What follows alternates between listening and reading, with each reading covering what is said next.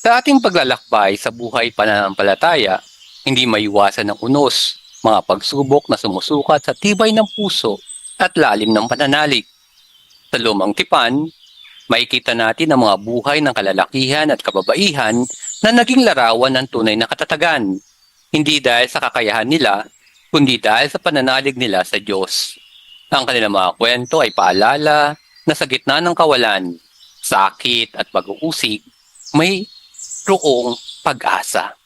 At ang pananampalataya ay lumalalim hindi lang sa panahon ng tagumpay, kundi lalo na sa panahon ng kadiliman. Ngayon, ating silipin ang unang piling kwento. Isang kwentong hindi lamang patungkol sa kasaysayan, kundi salamin ng ating sariling laban, sariling panalangin, at sariling pag-asa. Ano ang iyong gagawin kapag ang lahat ay nawala? Kayamanan, pamilya, kalusugan, kaibigan at dangal. Sa kwento ni Hope, masasakyan natin ang isang buhay na pinagdumihanan ng matinding pagsubok, ngunit hindi kailanman nawala ang pananampalataya. Sa kabila ng lahat ng kanyang pinagdaanan, hindi niya isinuko ang tiwala sa Diyos. Sa kanyang katahimikan at paghihirap, sumigaw siya ng pananampalatayang totoo, isang pananampalatayang di matitinag kahit bumagsak ang lahat. Ngayon, pagnilayan natin ang kanyang kwentong pinamagatang Kapag Bumagsak ang Lahat, ang di matitinag na pananampalataya ni Hope. Tanungin din natin ang ating mga sarili. Tayo kaya sa gitna ng unos ay nananatiling tapat sa Diyos tulad ni Hope? Sa ating paglalakbay bilang mga mananampalataya, hindi natin maiiwasan ang pagsubok. Minsan, dumarating ito na sunod-sunod. Sakit, pagkalugi, pagkamatay ng mahal sa buhay, at kawalang kasagutan sa mga panalangin. Sa gitna ng ganitong dilim, may isang lalaking naging huwaran ng pananampalatayang hindi natinag. Si Job. Mula sa kasaganahan, tungo sa kawalan.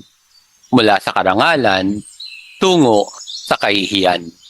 Si Job ay dumaan sa matinding pagdurusa. Ngunit sa halip na talikuran ang Diyos, pinanghawakan niya ang pananampalataya.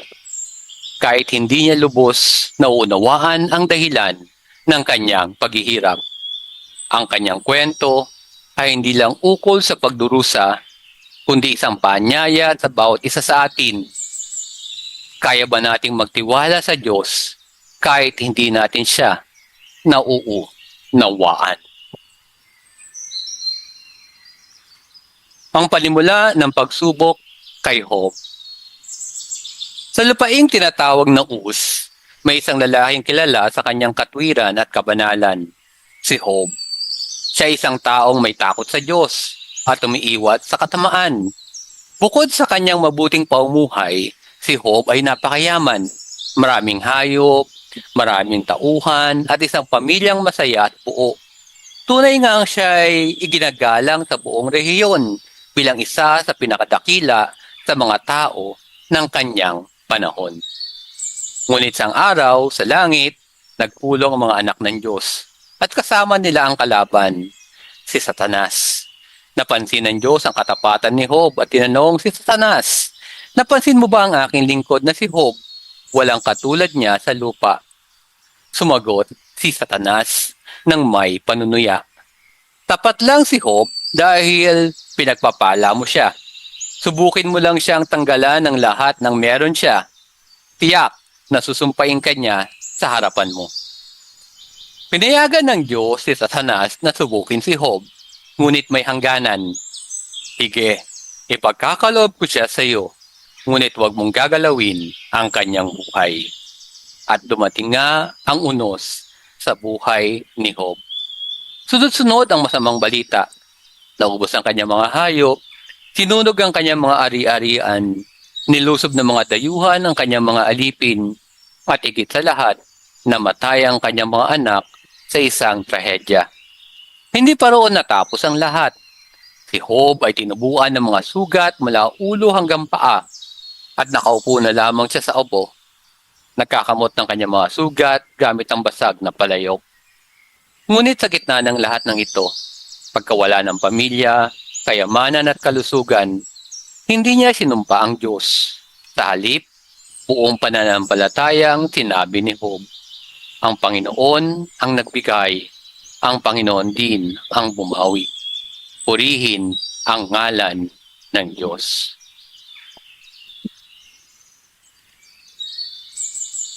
Sa katahimikan ng kanyang pagdurusa, sa abo ng kanyang pagkawasak, nagsalita si Job, hindi upang magpasalamat, kundi upang isumpa ang araw ng kanyang kapanganakan.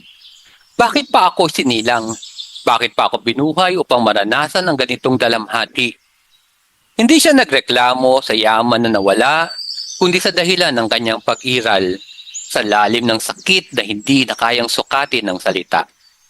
Numating ang kanyang tatlong kaibigan, sina Eliphaz, Bildad at Zophar. Sa una, umupo silang tahimik sa tabi ni Job ng 7 araw. Walang himik, tanging katahimikan ng kanilang pagtamay. Ngunit nang nagsimula na silang magsalita, ang katahimikan ay napalitan ng akusasyon. Job, baka may nagawa kang lihim na kasalanan. Hindi magpaparusa ang Diyos ng walang dahilan. Talikuran mo na ang iyong kapalaluan at aminin ang iyong pagkakamali. Paulit-ulit na sinikap nilang ipaliwanag ang paghihirap ni Job sa batayang may kasalanan ka, kaya ka pinaparusahan. Ngunit tumindig si Job sa gitna ng kanyang sugat at sakit. Ipinagtanggol niya ang kanyang sarili. Ipinaglaban ang kanyang katapatan. Wala akong lihim na kasalanan. Bakit hindi ako marinig ng Diyos? Nasaan siya? Hindi ko siya makita. Ngunit naniniwala akong naroroon siya. Habang pinipilit siyang itulak ng kanyang mga kaibigan sa pagtisisi sa kasalanang hindi niya ginawa, si Job ay lalong lumalalim ang paghahanap sa Diyos. Hindi lamang sa hustisya, kundi sa mismong presensya ng Diyos sa gitna ng kawalan ng kasagutan. Ang kanyang mga salita ay hindi palaging maayos o banal. Minsan ay puno ng galit, pinagpis o tanong. Ngunit ito'y totoo, tapat, at galing sa pusong sugatan, ngunit nananatiling naghahanap.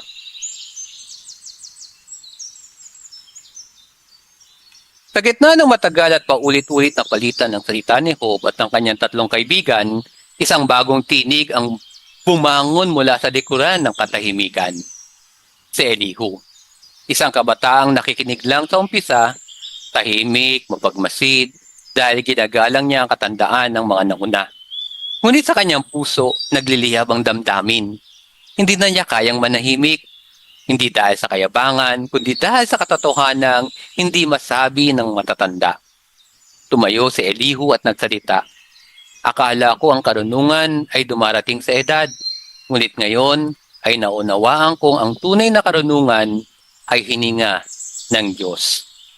Hinaway niya si Job, hindi dahil sa kasalanan, kundi dahil sa pagsisi nito sa Diyos. Sa kanyang pagmamalinis, na tila ang Diyos ang kailangan ipagtanggol ang kanyang sarili. At hindi rin pinalampas na Elihu ang tatlong kaibigan ni Job. Wala kayong nasagot. Nagpakita kayo ng galit, ngunit kulang sa katwiran. Sa kanyang mahabang pananalita, iginiit ni Elihu ang mga malalim na pananaw. Hindi parusa ang lahat ng sakit. Minsan ito'y paalala, disiplina, pagtutuwid, isang paraan ng Diyos upang muling akayin ang tao sa katwiran.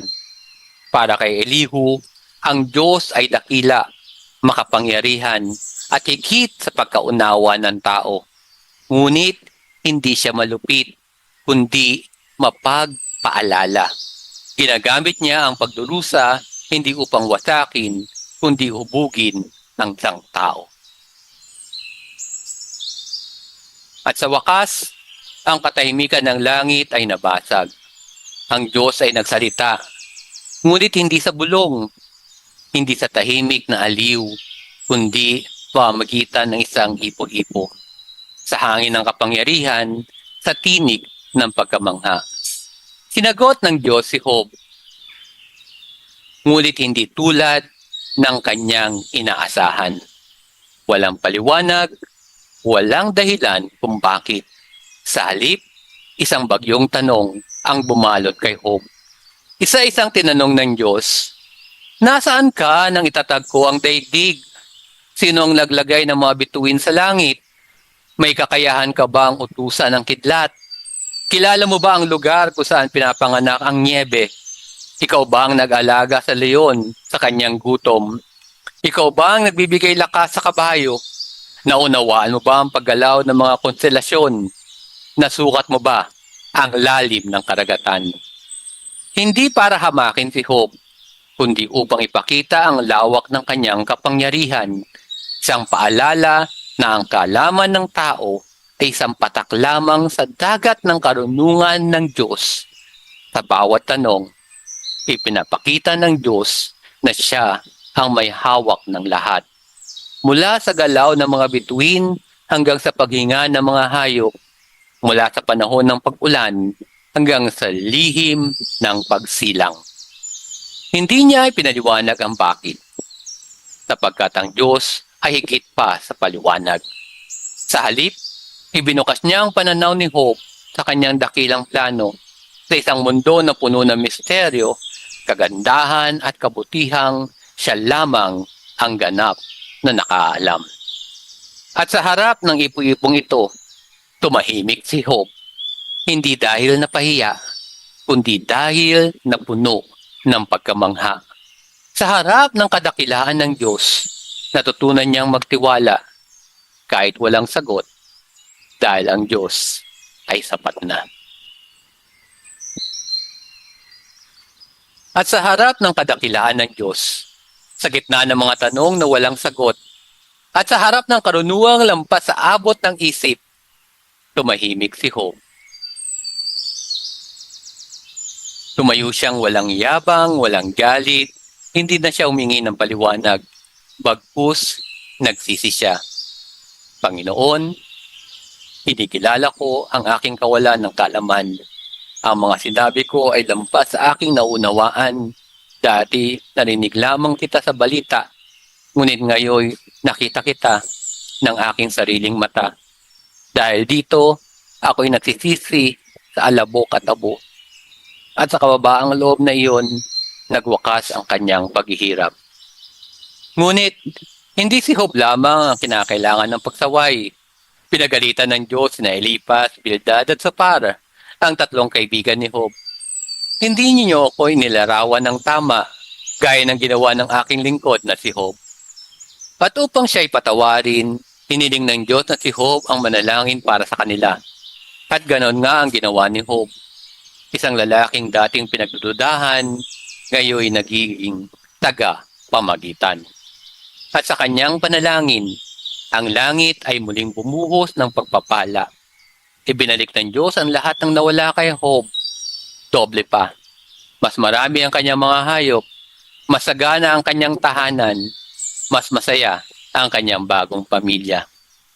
Nagkaanak siyang muli, 7 ang lalaki, 3 ang babae. At sa buong lupain, walang kasiganda ang kanyang mga anak na babae. At sa huling bahagi ng kanyang buhay, si Job ay nabuhay ng puspos na mga araw. May kapayapaan sa puso, may karangalan sa pangalan, at may pananampalatayang mas matatag kaysa sa anumang pag-aari. Ito ang Job na nagdusa, nagtanong at natutong magtiwala, hindi sa paliwanag, kundi sa presensya ng Diyos.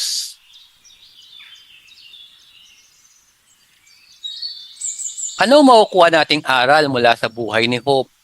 Hindi lahat ng pagdurusa ay parusa.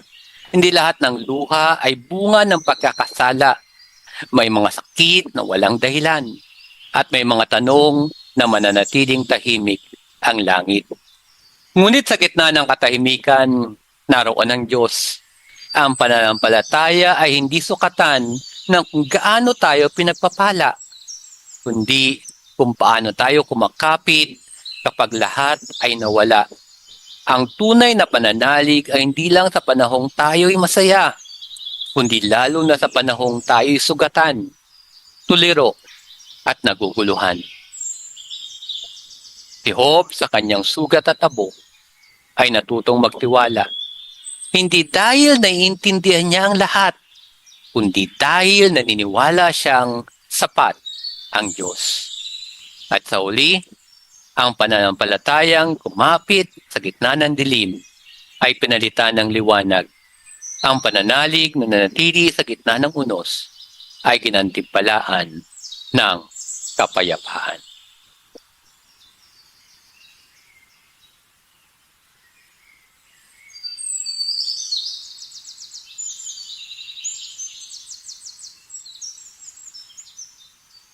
Sa ating pagninilay, ano po ang ating tugon kapag dumarating ang matinding kawalan, sakit o paghihirap sa ating buhay?